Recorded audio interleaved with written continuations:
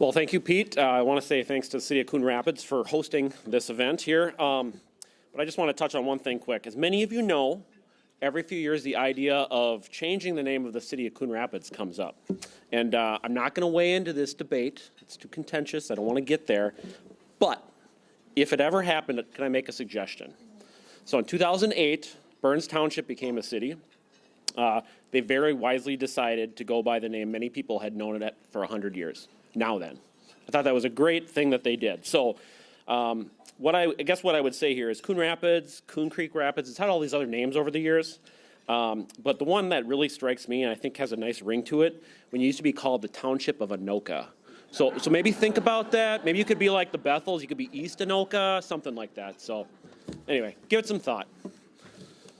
On all seriousness, I appreciate you. Appreciate this venue. It's a great place. So thank you. Getting to the city of Anoka here.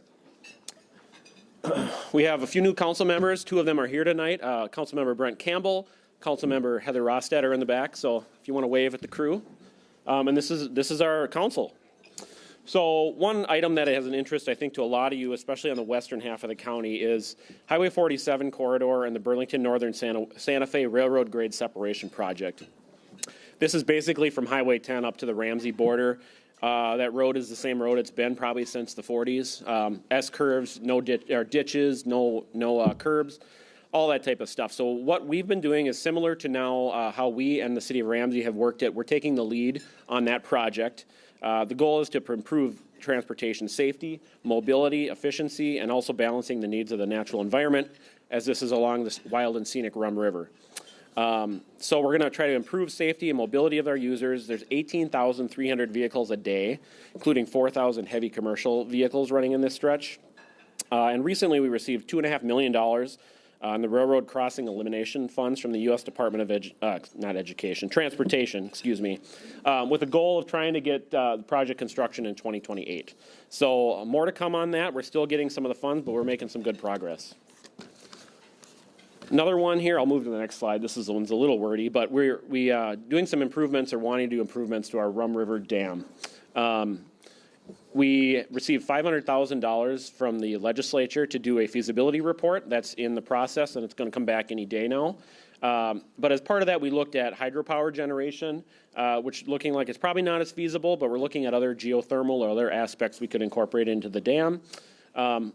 Also, the main goal behind all of this is the dam right now operates, if you see where that is, where the waterfall is, there's crest gates that go in there, or excuse me, they're not crest gates. We're looking at crest gates, similar to like in Coon Rapids at the dam, where it can be automated moving up and down. Today, what we need to do to raise the recreational pool is we got to have crews out there with a mini excavator and timbers and hammers, and hopefully the water's not flowing over, and hopefully it's not too icy, and it's a very inefficient and dangerous process. So we're looking at doing improvements there, as well as on the left side.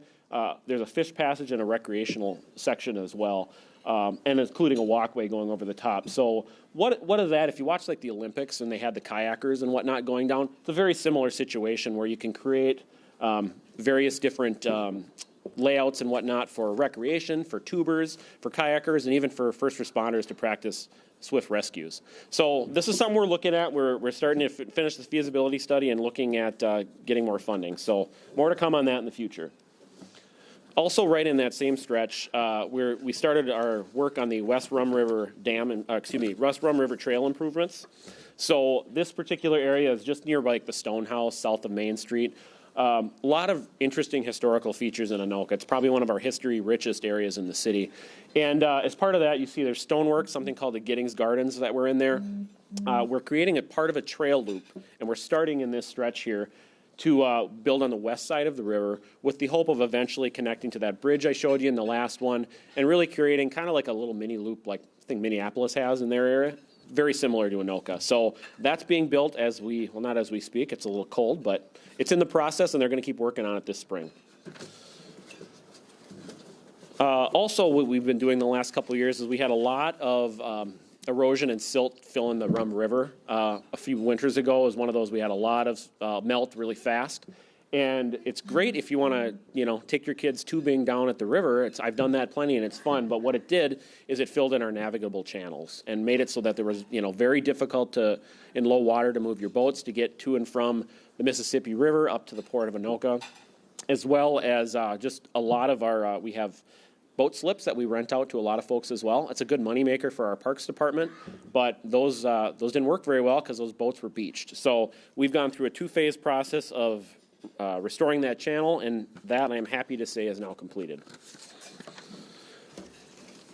Another process we've gone through is if you remember back in the day when North Star Rail was going through, we and a lot of other cities kind of created plans around our rail village. And so in the city of Anoka, as time's gone by, we decided it was important to update that a little bit. Things are a little different in how that operates, what the market will do now. And so we went through a process over this past year to get feedback from our boards and commissions, community members, neighbors, to kind of update that plan. So there's more about this on our city website.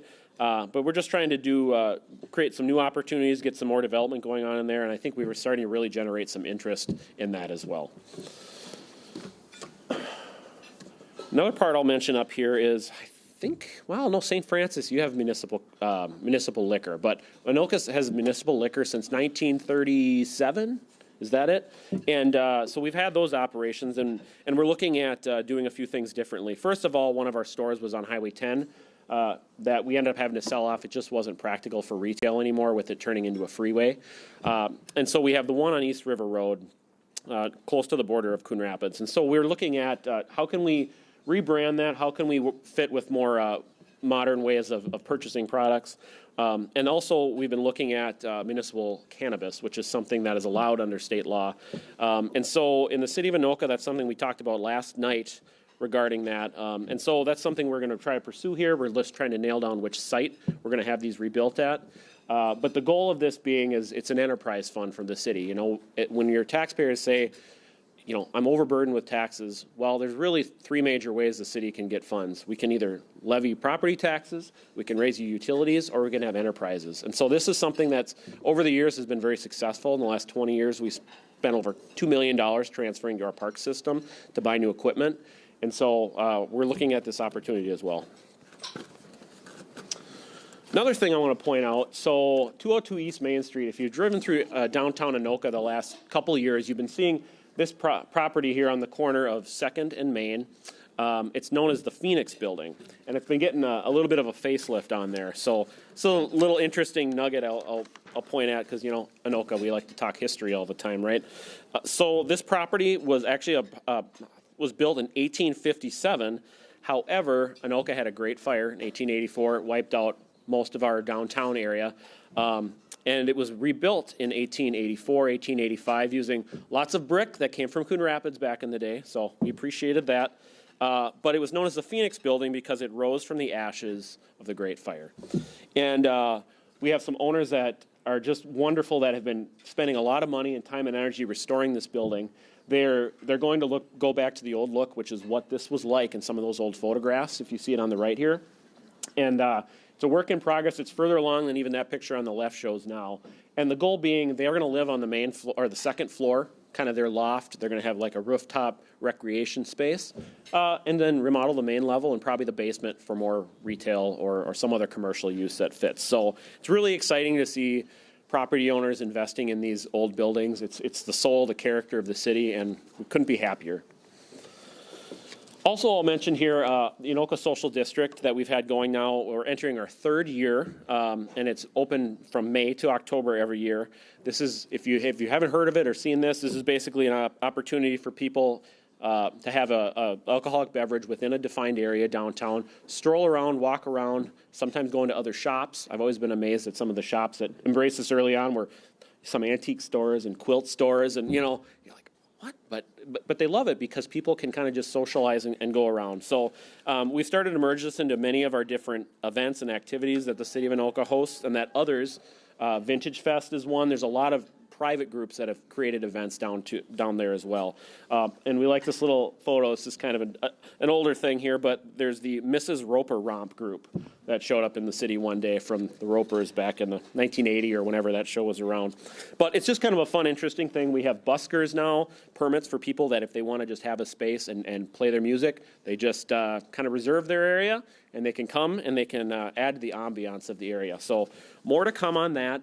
We're excited to start it again up this year, and hopefully, if you're interested, you can come down and check out that social district or any of the many events that we have in the city of Anoka, from Vintage Fest, Halloween, car shows are on Saturday nights, our tree lighting that Coon Rapids like to rip off our firework idea. But hey, we all share, right? Anyway, thank you everybody. I appreciate it, and as I always like to say, people that live in our cities, they live in our community. They don't necessarily care where the border is between cities. They want to have everything successful and wonderful in their area. So everything that we all do all works together for the betterment of our residents. And thank you very much again, and we'll turn it back to you, Pete. Wait, I get an extra minute of Jerry's, right? Yeah. Yeah. Nicely done. Thank you.